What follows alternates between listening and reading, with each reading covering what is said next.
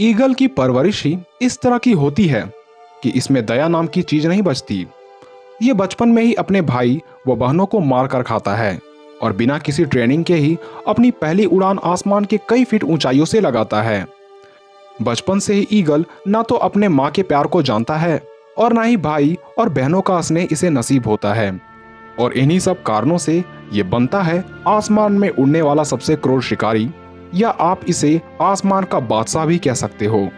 ये इतना बड़ा शिकारी पंछी है जिसका दहशत न सिर्फ आसमान तक सीमित होता है, बल्कि ये अपने वजन से भारी जमीन में रहने वाले मैमल्स को भी लेकर उड़ सकते हैं। और पानी में रहने वाले जीव इसके हमले से वाकिफ तो होते ही हैं।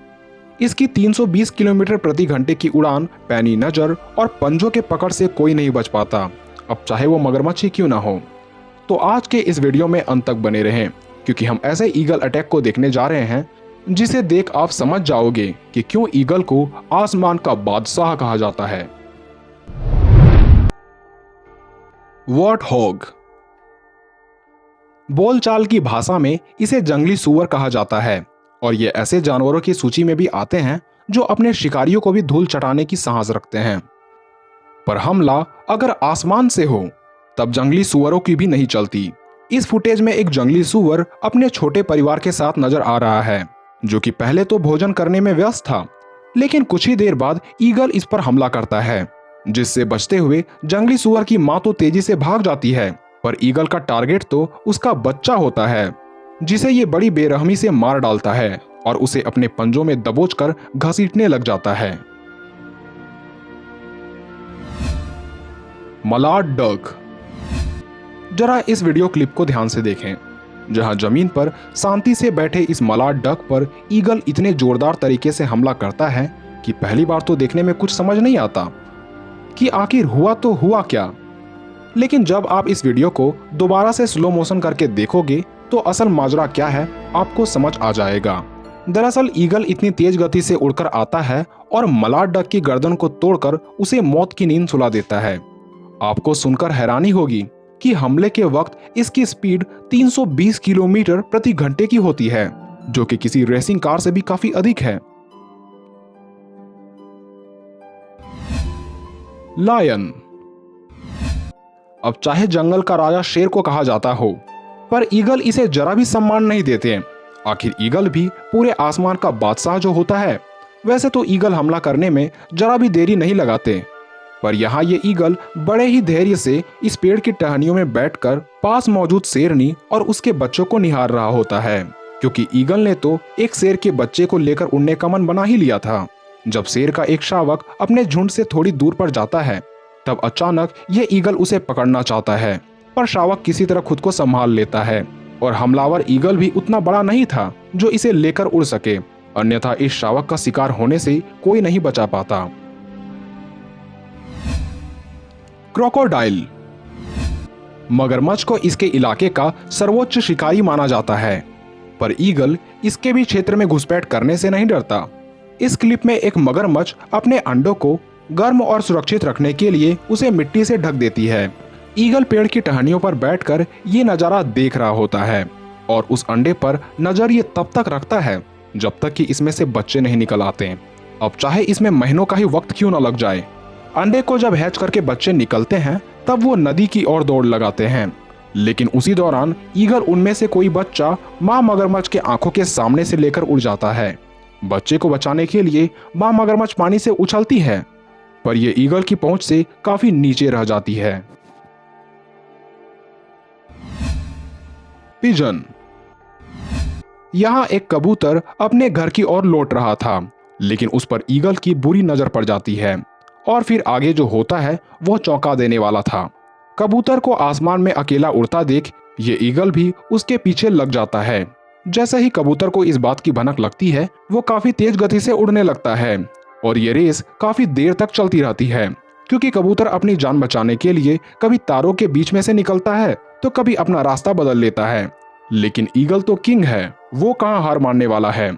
आखिर में ईगल कबूतर पर हमला करने में कामयाब हो ही जाता है और उसे अपना निवाला बना लेता है। शार्क। ईगल के लिए क्या जमीन और क्या आसमान। उसने तो हर जगह जंग में जीत ही हासिल की है।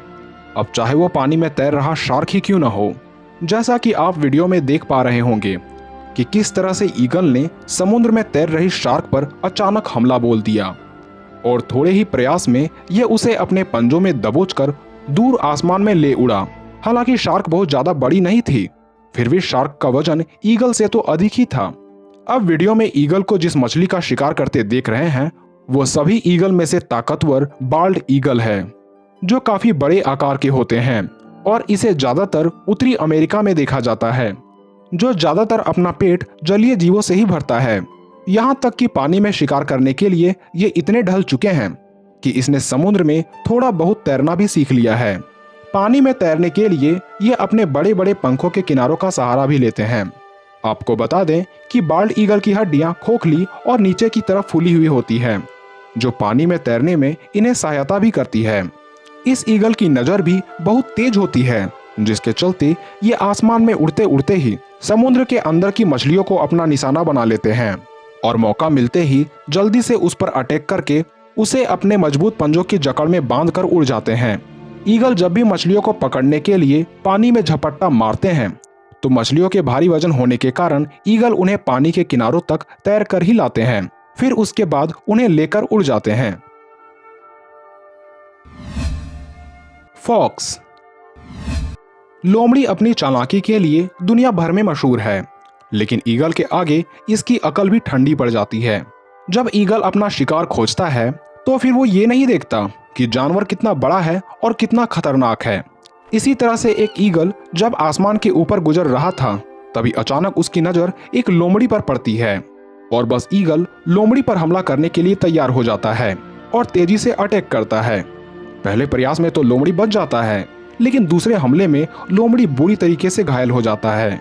मौत का ये मंजर काफी देरी तक चलता है, लेकिन अंत में ईगल के आगे लोमड़ी आत्मसमर्पण करने को मजबूर हो जाता है और आखिर में ईगल का शिकार हो जाता है। Grizzly bear. भालुओं की गिनती भारी भरकम जानवरों की श्रेणी में की जाती है, क्योंकि इसका औसतन वजन करीब 300 किलोग्राम तक होता है। पर जैसा कि हम बता चुके हैं कि ईगल अपने शिकार में कभी ये नहीं देखता कि सामने वाला कितना वजनीय, विशाल या ताकतवर है। ठीक इसी तरह भालू को लेकर उड़ना ईगल के लिए असंभव है, लेकिन फिर भी वो अपने चोंच व पंजों के दम पर भालू को घायल करता रहता है। ईगल भले ही भालू को उड़ाकर नहीं ले जा सकता, लेकिन वो भालू को बुरी तरह से घायल करने में कामयाब हो जाता है। Mountain got. माउंटेन गॉट भी ईगल की तरह ऊंचाइयों से नहीं डरते, जिस वजह से ये काफी ऊंची ऊंची पहाड़ियों में भी चढ़ने से जरा भी नहीं झिझकते और ऊंचे पहाड़ियों में रहकर ये खुद को कई प्रकार के शिकारियों से खुद को बचा लेते हैं। पर चाहे जगह कुछ भी हो, वो ईगल से कैसे बच सकते हैं। यहाँ तक जान बचाने वाली ऊंचाई माउंटेन गोट के लिए खतरा बन जाती है, क्योंकि जैसे ही ईगल माउंटेन गोट पर हमला करता है तभी जान बचाने के लिए ये गोट नीचे की ओर भागते हैं। मौका का फायदा उठाते ही ईगल या तो माउंटेन गोट को नीचे धक्का दे देता है या फिर उसे अपने पंजों में दबोचकर काफी ऊंचाई से नीचे गिरा देता है। नीचे गिरते ही ये बकरियां हमेशा की नींद सो जाती है, जिसके बाद ईगल अपने भोजन का लुत्फ उठाता है। चीता।